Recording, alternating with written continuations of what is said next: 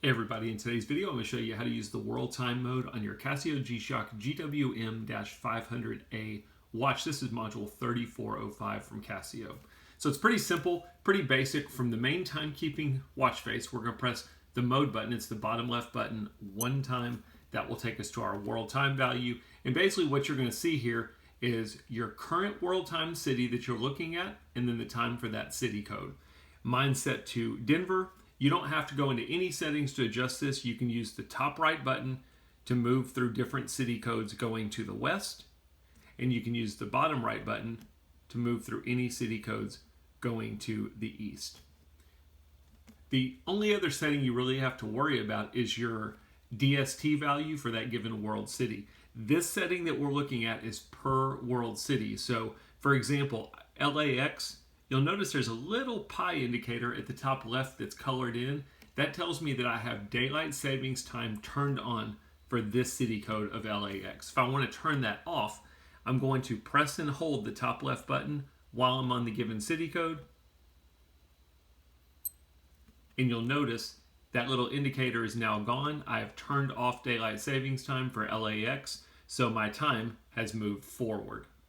Again, I didn't turn it off for every world city, just for LAX. So if I move to a different world city, you'll see whatever this one is, daylight savings time is turned on.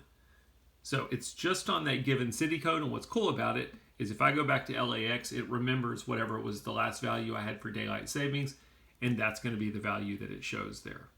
So pretty simple. Basically, you just need to figure out what's the world city code that you want to see. You can set your DST value and you're good to go.